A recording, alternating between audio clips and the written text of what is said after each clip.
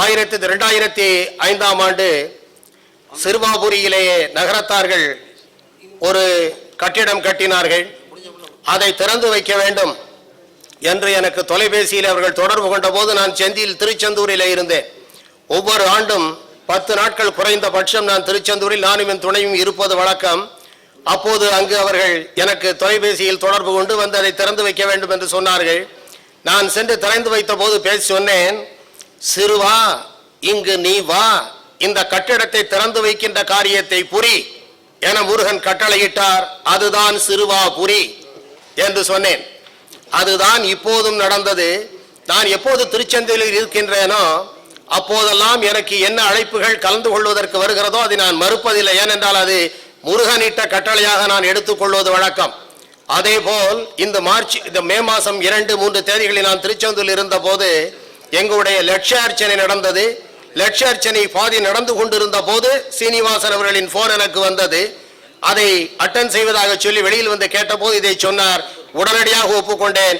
ஏனென்றால் அது எனக்கு முருகன் இட்ட கட்டளை. முருகன் இட்ட கட்டளை என்பதால் தான் நாளை காலை என்னுடைய சகோதரர் வீட்டு திருமணம் இருந்தாலும் முருகனே அதை காட்டிலும் சிறந்தவன், உயர்ந்தவன், கட்டளையிட தகுதியானவன். ஆகவே முருகன் இட்ட கட்டளையால் இட்ட பணி என கருதி உங்கள் முன் இருக்கிறேன். அடுத்து இந்த கவிதை நூல் முருகவேடின் வாழ்க்கையை ஸ்கந்த புராணம் கிரந்தத்தில் இருந்த ஸ்கந்த புராணத்தை கந்த புராணமாக கச்சியப்ப சிவாச்சாரியார் 14ஆம் நூற்றாண்டிலே இயற்றி அதில் 6 காண்டங்களும் 10,365 பாக்களும் கொண்டதை இன்று அதன் பின்னிட்ட காலங்களில் வெவ்வேறு வடிவமாக அதை உரை நூலாக சிறு பாக்களாக எல்லாம் வந்திருந்தாலும் இன்று நமது கவிஞர் அதை ஒரு தமிழ் கடவுள் என்கின்ற பெயரோடு புது கவிதை வடிவத்திலேயே 36 அத்தியாயங்களாக தந்திருக்கிறார். இந்த புத்தகம் காலையில் எனக்கு ஒரு காப்பி கொடுத்தார்கள், பிரதி கொடுத்தார்கள். படித்தேன் படித்தேன் ரசித்தேன், படித்தேன் மகிழ்ந்தேன், படித்தேன். ஆம், ஏனென்றால் முருகனுக்கும் எனக்கும் உள்ள தொடர்பு அத்துணை மிக மிக நெருக்கமானது. பழனியில் இருக்கின்ற எங்கள் சிவாச்சாரியார் வந்திருக்கிறார். நான் இங்கு வந்தது சரிதான் என்பது முருகன் கட்டளை என்று சொன்னேன் அல்லவா. வந்தபோது அவர் கொடுத்த திருநீரை அணிந்து விட்டு தான் மேடையில் ஏறி இருக்கிறேன். என்றால் பழனி முருகனுக்கும் எனக்கு உள்ள தொடர்பு என்பது அவருக்கு தெரியும். கண்கூடாக கண்டவர். நான் உரையை முடிப்பதற்கு முன்பு முருகன் பேசுவான். பக்தியினுடைய பண்பாடு, பக்தி என்பது என்றால் நாம் அந்த பக்தியை செலுத்துகின்ற வரையிலே, பக்தி சரியாக அந்த ரைப் நிலை அடைகின்ற வரை நாம் பேசிக் கொண்டிருக்கிறோம். பக்தி அதனுடைய முழுமை அடைகின்ற போது இறைவன் பேசுகிறான். அதை உணர்வதற்கு நமக்கு உள்ளுணர்வு இருந்தால் அது தெரியும். வாலி சற்று எந்த உட்கார், சொக்கலிங்கம் உட்கார் என்று அவன் சொல்ல மாட்டான். அவன் அசரீரியாக சொல்லுகிறான், வாக்காக சொல்லுகிறான், பெரியவர்களாக எத்தனையோ விதமாக சொல்லுகிறான். அதை உணர்வதற்கு நமக்கு இன்ட்யூஷன் இருக்கிறதா என்பது ஒன்றுதான். முருகன் பேசுகிறான் என்பதை நான் உரையை முடிப்பதற்கு முன்பு 2 நிகழ்ச்சிகளை சொல்லிவிட்டு அப்போது முடிக்கிறேன். இந்த முதலில் ஒரு அருமையான நூல். கவிஞன் என்பவன் யார்? மாணிக்க வீணையே, மரகத பதுமையே, வைரத்தில் தோய்ந்த மனமே, மதங்கமா முனிவனின் மாதவ செல்வியே, மாதுளம் சிவந்த விழியே, ஆணிப்பொன் கட்டிலே அரியாசனத்திலே அரசாள வைத்த தேவி, யார் தருவார் இந்த அரியாசனம்? அரசுக்கும் சரியாக ஒரு சரியாசனம் இங்கு வாலிக்கு கொடுத்திருக்கிறார்கள். எப்படி அது கிடைக்க முடியும்? ஏனென்றால் அந்த கவிஞன் எழுதுகின்ற எழுத்துக்கள் இருக்கிறது பாருங்கள், அது சாகா வரம் பெற்றவை. அந்த சாகா வரம் பெற்றதை கவிஞர் எழுதுவதால் தான் அவனுக்கு மரணமே கிடையாது. கவிஞனுக்கு மரணம் கிடையாது. இந்த புத்தகத்தை அவர் எழுதுவதற்கு முன்பு என்னுடைய துணிவு, என்னுடைய தீர்ப்பு, இந்த புத்தகத்தை கண்டிப்பாக வாலி அவர்கள் எழுதியிருக்க முடியாது. ஒரு மேடைக்கு சென்றேன், சேக்கிழார் விழாவுக்கு சென்ற போது பெரிய புராணத்தை சேக்கிழார் எழுதவில்லை என்று நான் சொன்னேன். ஆசா ஞான சம்பந்தம் அவர்கள் வந்திருந்தார்கள். நிமிர்ந்து பார்த்தார்கள். நீதிபதி வருகின்ற போது சரியாகத்தானே வந்தார், இப்போது ஏது மாற்றி பேசுகிறார் என்று பார்த்தார். நான் அதை மெயின்டைன் அவர் பார்த்தவுடன் மெயின்டைன் செய்கிறேன் என்று சொன்னேன். ஏனென்றால் நூல்கள் 3 விதமானவை. மனிதன் மனிதனுக்கு எழுதியது, மனிதன் இறைவனுக்கு எழுதியது, இறைவன் மனிதனுக்கு எழுதியது. மனிதன் மனிதனுக்கு எழுதியது திருக்குறள். மனிதன் இறைவனுக்கு எழுதிய நான் பார்க்கின்ற பக்தி இலக்கியங்கள் எல்லாம் இறைவன் மனிதனுக்கு எழுதியது பகவத்கீதை. இப்படி 3ஆக ஆண்டோர்கள் பிரித்தார்கள். அந்த 3ஐ பார்க்கின்ற போது இந்த நூல் இருக்கிறது பாருங்கள், இந்த நூல் அவற்றிலிருந்து சற்று விலகி இருக்கிறது. சேக்கிழார் பிரானை சோழ மன்னன் அழைத்து அடியார்களை பற்றி பாட வேண்டும் என்று சொன்னார். சிவபுராண சிவ அடியார்களை பாடுவது என்பது எப்படி பாடுவது, யாரை பாடுவது, எத்தனை பேரை பாடுவது? நடராஜ் கூத்தபிரான் எதிரால் சேக்கிழார் நிற்கிறார். கூத்தபிரான் சொன்னான், ஏன் அந்த கவலை உனக்கு, நான் அடியெடுத்து தருகிறேன் என்று. உலகையெல்லாம் உணர்ந்து ஓதற்கு அறியவன், நில உலாவிய நீர்மலி வேணியன், அலகில் ஜோதிய நம்பலத்தாடுவான், மலர்ச்சிலம்படி வாழ்த்தி வணங்குவான், இவ்வுலகையெல்லாம் என்று அடியெடுத்து கொடுத்தார். இதை அவர் எழுதினார். இதை பாருங்கள், ஒரு மனிதன் இறைவனை எழுதுவதென்றால் வாழ்த்துப்பா எப்படி இருக்க வேண்டும் என்றால் அடியிலிருந்து முடிதொட வேண்டும். ஆனால் இது எப்படி இருக்கிறது என்றால் முடியிலிருந்து அடிக்கு வந்திருக்கிறது. கண்டிப்பாக ஒரு மனிதன் எழுதி இருக்க முடியாது. இறைவன் அடியார்களை பாட வேண்டும், அவர்கள் புகழை பரப்ப வேண்டும் என்று இறைவன் கூத்தபிரான் எண்ணம் கொண்டான். அதற்கு சேக்கிழாரை ஒரு கருவியாக்கி கொண்டான். அதுதான் இந்த நூலிலே நடந்திருக்கிறது. இந்த நூலை படித்து பாருங்கள், படித்து பாருங்கள், திரும்ப திரும்ப படித்து பாருங்கள். இது கண்டிப்பாக வாலி என்கின்ற ஒரு கவிஞர் எழுதியிருக்க இயலாது, எழுதியிருக்க இயலாது. அப்படி என்றால் யார் எழுதியிருப்பார்கள்? அவர் 2வது வரியிலே சொல்லிவிட்டார். அதாவது இது எனக்கு முருகன் போட்ட பிச்சை என்றார். அடுத்து சொன்னார், அவன் உள்ளிருந்து இதை சொன்னால் நான் எழுதி கொண்டிருக்கிறேன், எழுதியிருக்கிறேன் என்றார். நான் சாதாரணமாக நடைமுறையில் என்னை பற்றி பெருமையாக சொல்லவில்லை. நான் எப்போதும் பல 100 மேடைகளை சொல்லி இருக்கிறேன். நான் இன்று உயர்நீதிமன்ற நீதிபதியாக இருப்பது என்பது பழனியில் இருக்கின்ற முருகன் போட்ட பிச்சை என்று சொல்லி இருக்கிறேன். அதுபோல் நான் சொல்லிக் கொண்டிருக்கின்ற தீர்ப்புகள் நான் சொல்லுகின்ற தீர்ப்பு அல்ல. எனக்கு முருகனுக்கு ஒரு அக்ரிமெண்ட் என்னவென்றால், நீதிமன்றத்தை நீ நடத்து, தீர்ப்புகளை நீ சொல்ல வேண்டும். சொக்கலிங்கம் சொல்வதாக ஊரெல்லாம் சொல்லி என்னை பாராட்ட வேண்டும். இதான் எனக்கும் அவனுக்கு ஒரு அக்ரிமெண்ட். அது இன்று வரையில் நடந்து கொண்டிருக்கிறது. இந்த புத்தகத்தை படித்து பாருங்கள். இந்த புத்தகத்தில் இருக்கின்ற விஷயங்கள் எல்லாம் ஒரு தனி மனிதனால் எழுதியிருக்க இயலாது. அதை நான் நெஞ்சார நினைக்கிறேன். இவர் அதாவது நான் 60 ஆண்டுகள் கண்டு 60 நாட்கள் ஆகிறது. 80 இருக்கின்றவர் இந்த புத்தகத்தை எழுதியிருக்கிறார். அவர் 80 கண்ட பேரறிஞர் ஒருவரை, அவருடைய கவி சாம்ராஜ்யம் இருக்கிறது பாருங்கள். அது மூடி இல்லாத கடல், ஆம், வேலி இல்லாத காற்று, ஆம், அப்படிப்பட்ட ஒரு கவி சாம்ராஜ்யம் தான் சாதாரண கவிஞருக்கு உள்ள வேறுபாடு. அதுதான் கவிஞர்கள் காணித்தரமாக சொல்கிறார்கள், கவியரசை புவியரசு வெற்றி கண்டதில்லை என்று சொல்லுகிறார்கள். ஆம், உண்மைதான். இந்த நூல்களை 3ஆக மீண்டும் பறிக்கிறார்கள். அதாவது காலத்தை வென்ற நூல், காலத்தை கடந்த நூல், காலம் கடந்த நூல் என்று. காலம் கடந்த நூல், காலம் கடந்த நூல் என்பது அங்கங்கே இருக்கிறது. ஆப்சலீட், டைம் பாட் என்று சொல்லுகிறோம், அவை காலத்தை கடந்தவை. மற்றொன்று காலம் கடந்தவை, ஆங்காங்கே லைப்ரரியில் இருக்கிறது. தூசி தட்டி தட்டி அடுக்கி கொண்டிருக்கிறார்கள், உபயோகத்தில் இல்லை. காலத்தை வென்ற நூல், காலத்தை வென்ற நூல் என்பது எந்த காலத்திலும் எப்போதும் நின்று செயல்பட தகுந்தது, எந்த காலத்துக்கும் பொருந்துவதாக அமைவது, அதுதான் காலத்தை வென்ற நூல். இந்த காலத்தை வென்ற நூலாக இந்த அருமையான கந்தனின் புராணம் 6 பகுதிகளாக 6 காண்டங்களாக உள்ளதை அருமையான தன்னுடைய இலக்கிய நடையில் படித்து பாருங்கள். அதாவது ஒவ்வொன்றும் நான் படிக்க படிக்க நினைத்து நினைத்து மகிழ்ந்தேன். முருகன் அங்கு தன்னுடைய கருணையை கங்கையாக அவருக்கு வாரி வாரி கொடுத்துத்தான் இந்த புத்தகம் வந்திருக்க வேண்டும். முதலாக என்னை கந்த சஷ்டியில் அழைத்தார்கள். இந்த புத்தகத்தினுடைய சாரத்தை சொல்லிவிடுகிறேன். கந்த சஷ்டியில் என்னை அழைத்தார்கள். அழைத்த போது நகரத்தார்கள் சுமார் 450 ஆண்டுகளாக பழனிக்கு பாத யாத்திரை சென்று வருகிறார்கள்.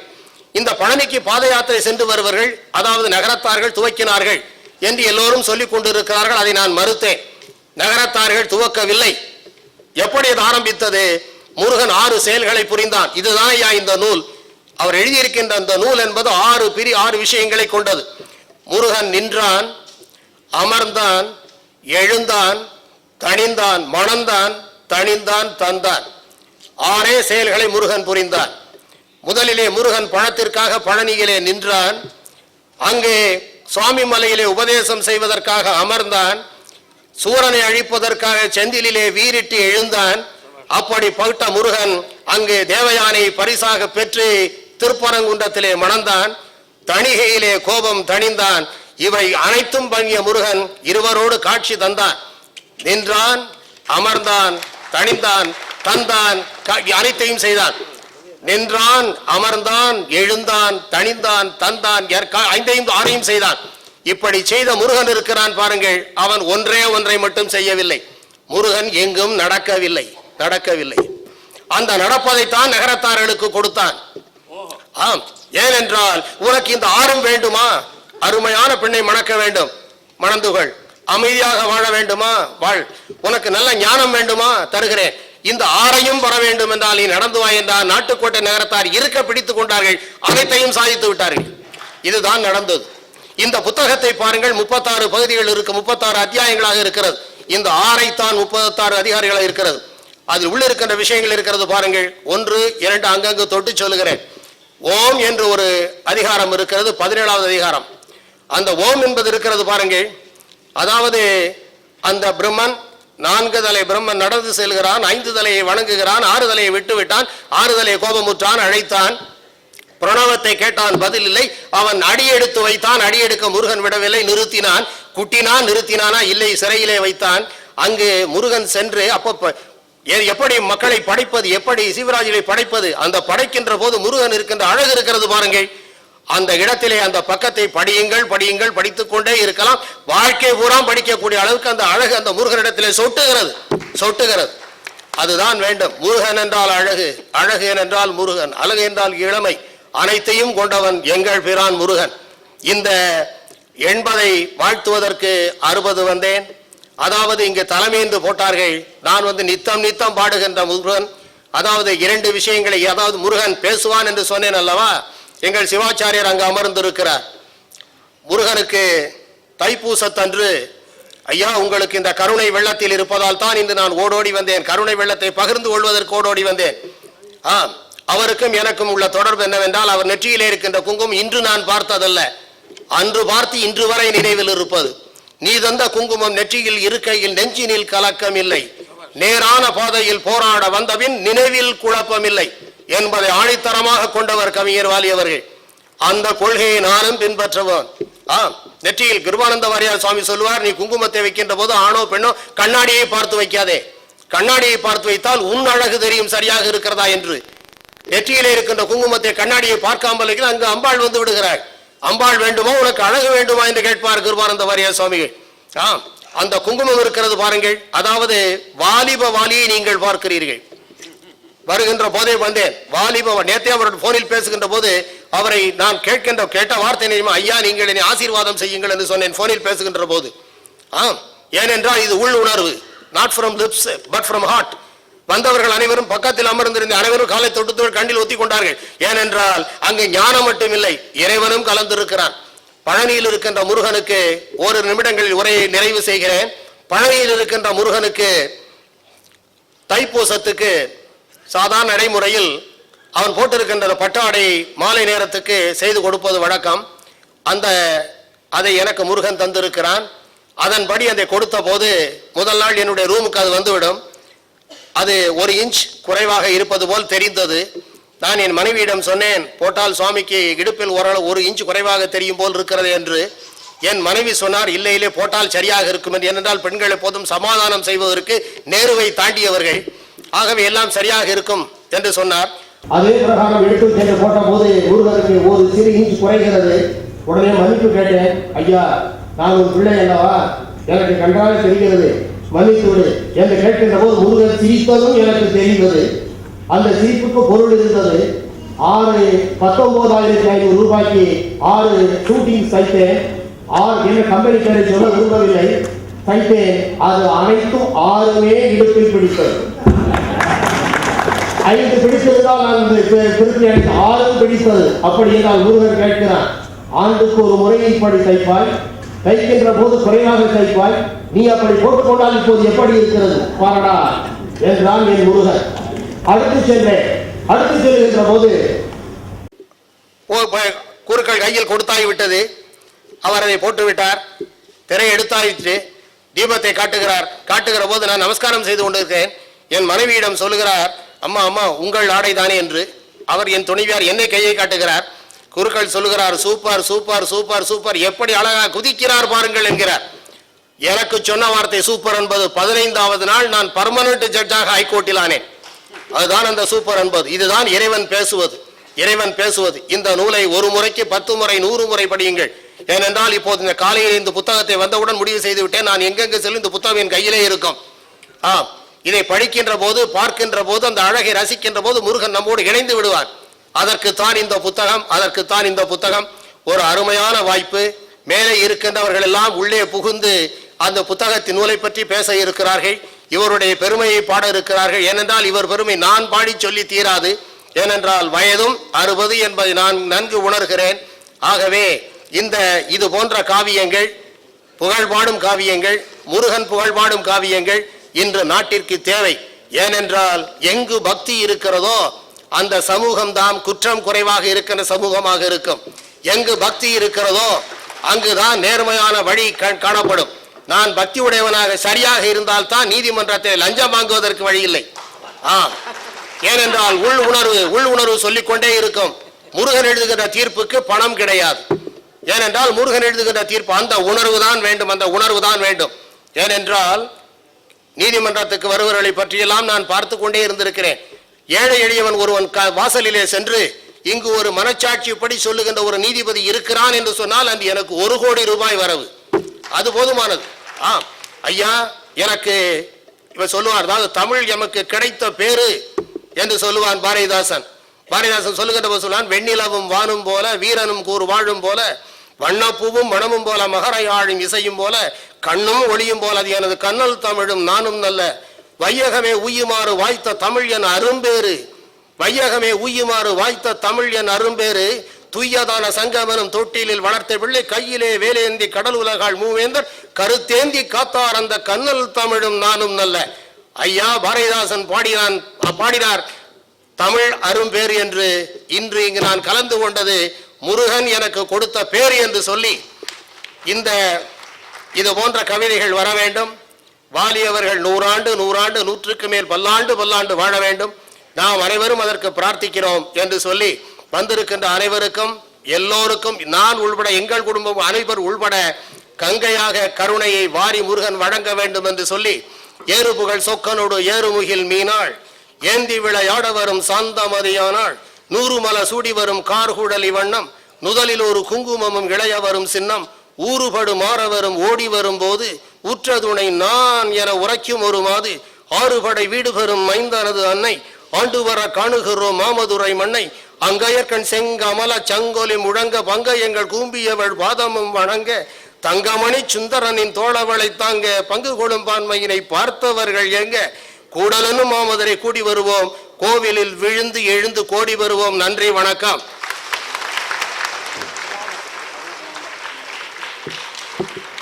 இக்கலிங்கம் போனால் என் ஏகலிங்கம் மாமதுரை சொக்கலிங்கம் உண்டே துணை.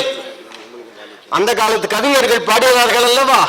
அதுபோல நீதி அரசர் சங்கம் வைத்து தமிழ் வளர்த்த மதுரையிலிருந்து அந்த திருநாமத்தை நினைவுபடுத்தி அதிசயம் அநேகமுற்ற பழனிமலை என்று பழனிமலை வள்ளலனுடைய பெருமையும் அழகாக இங்கே சாற்றினார். அடுத்து திரு பி ஸ்ரீனிவாஸ் அவர்கள் இங்கே திரு கவிஞர் வாலி அவர்களால் பட்டாடை சார்த்தி கௌரவிக்கப்படுகிறார். திரு இளையராஜா அவர்கள் 25,000 பொற்கிழி அளிக்கிறார். இன்றும் நாளையும் சிங்கிரி பீடத்திலும் சரி, காஞ்சி காமகோடி பீடத்திலும் சரி, சாரதா புஜங்கம் என்று சொன்னால் அது திரு PBS தான் அந்த திருமடங்களிலேயே நினைவுபடுத்தி கொண்டிருக்கின்றது.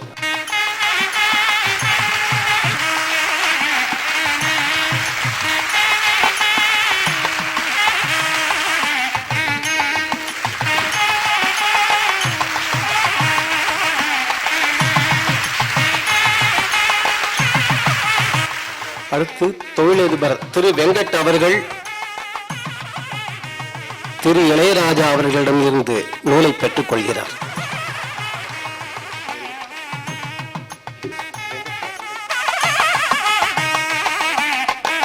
அடுத்து கவிஞர் திரு காசிமுத்து மாணிக்கம் அவர்கள் நூலை பெற்றுக் கொள்கிறார்.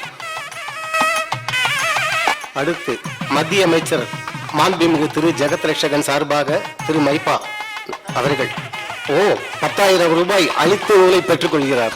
அடுத்து பழனி தண்டாயுதபாணி தேவஸ்தானத்தின் சார்பாக கவிஞர் அவர்களுக்கு பிரசாதங்களை அளிக்கிறார்கள்.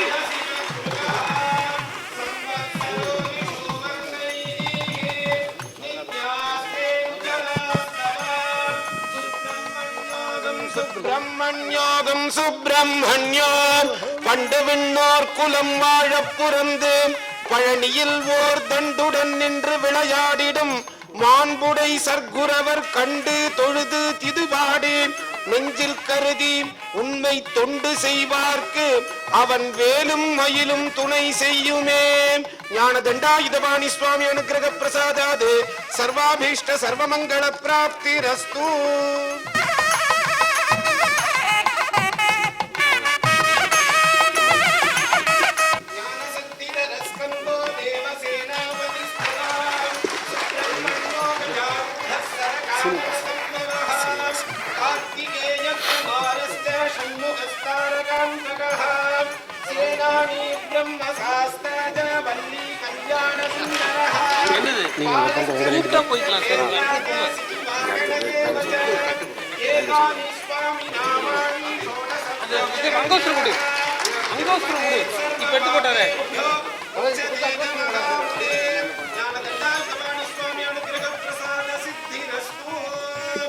பழனிமலையில் தண்டாயுதபாணிக்கு ராஜ அலங்காரத்தை அற்புதமாக செய்யக்கூடிய அவர்கள் இங்கே ஒரு ராஜாவுக்கும் ஒரு கவிராஜாவுக்கும் இங்கே அலங்காரம் செய்து கொண்டிருக்கிறார்கள்.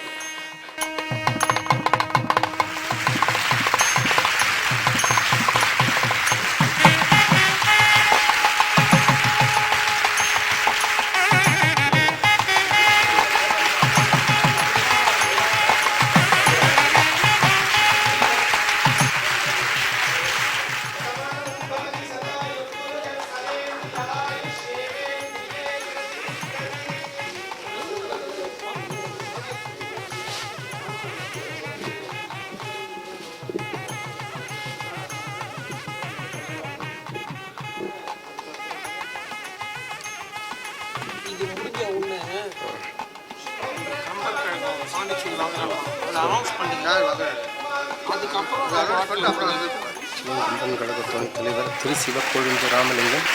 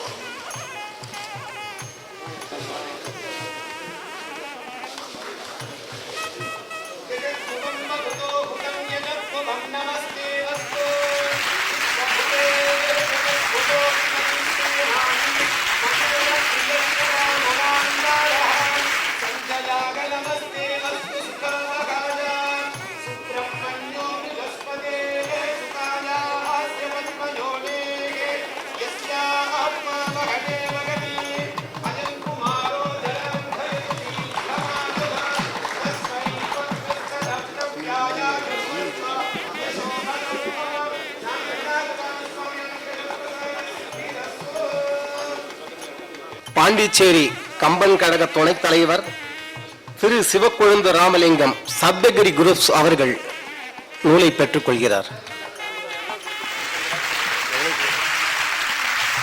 10,000 ரூபாய் அளித்து நூலை பெற்றுக் கொள்கிறார்.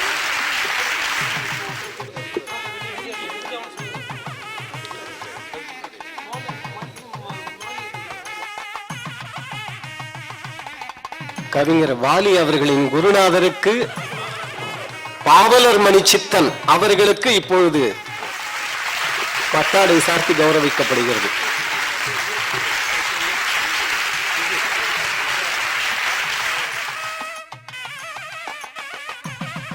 அடுத்து புத்தக ஆக்கத்தில் உதவியவர்களுக்கு பதிப்பாளர்கள் சார்பில் திரு இளையராஜா அவர்கள் பொன்னாடை பொருத்தி கௌரவிப்பார். முதலில் ஓவியர் சிற்பி அவர்களின் புதல்வர் திரு மகாலிங்கம் அவர்கள் ஏராளமான ஆலயங்களை அற்புதமாக படம் வரைந்து நம் கண்களின் முன்னால் தத்ரூபமாக நிறுத்தி காஞ்சி மகா சுவாமிகளால் பாராட்டு பெற்றவர் ஓவியர் சிற்பி. அவருடைய புதல்வர் இவர்.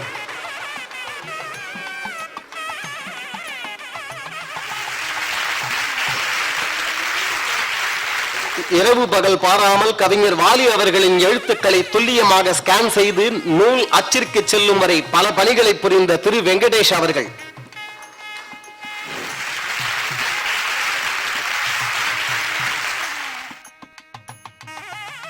திரு ஜெய்கணேஷ் ரவி அவர்கள்.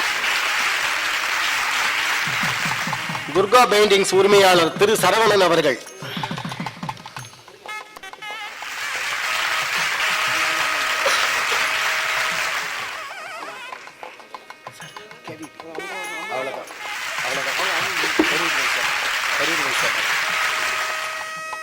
செந்தமிழ் பாரதி திரு செல்வ கணபதி அவர்களுக்கு கவிஞர் தன் திருக்கரங்களால் பொன்னாடை சார்த்தி கௌரவிப்பார்.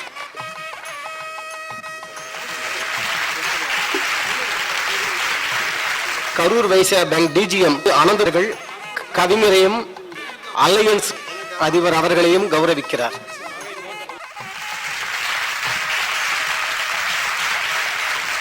திரு நாகை முகுந்தன் அவர்கள் பணிபுரியும் வங்கியாமது.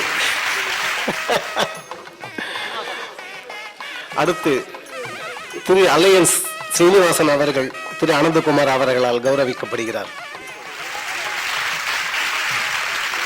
வாழ்த்துறை தொடங்குகின்றது. அடுத்து திரு ஏவிஎம் சரவணன் அவர்கள் வாழ்த்துறை வழங்குவார். அவரை அழைக்கிறேன். விழா நாயகன் வாலி அவர்களே,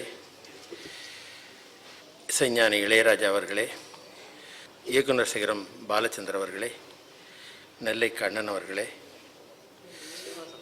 நாகை மூந்தன் அவர்களே, செல்வ கணபதி அவர்களே, பார்த்திபன் அவர்களே, இங்கு வந்திருக்கும் இலா கணேசன் அவர்களே, ஜவஹர் பழனியப்பன் அவர்களே, ரவி தமிழ்வாணன் அவர்களே மற்றும் இங்கு கூடியிருக்கும் சகோதரர்களே சகோதரிகளே அனைவருக்கும் முதற்கண் என் வணக்கம். நான் ரொம்ப ஜாஸ்தி பேச போகிறதில்ல, ஏன்னா அதுவும் ஜஸ்டிஸ் அவர்கள் ஜட்ஜ்மெண்ட் கொடுத்துட்டு போனதுக்கப்புறம் பேசுகிறது கரெக்ட் இல்லை. லாயர்ஸ் பேசக்கூடாது.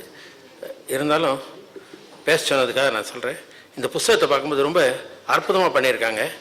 இது முதல் அந்த பப்ளிஷர்ஸுக்கு சீனிவாசன் அவர்களை நான் ரொம்ப பாராட்டுறேன். இதில் உள்ளே எடுத்து பார்த்தா வேலும் மயிலும் துணையின மாதிரி எல்லா பக்கமும் படம் அழகாக போட்டிருக்காங்க. எழுத்து ரொம்ப அழகாக இருக்குது. அவர் தலையெழுத்து நல்லா இருக்குது, இந்த எழுத்தும் ரொம்ப அழகாக இருக்குது.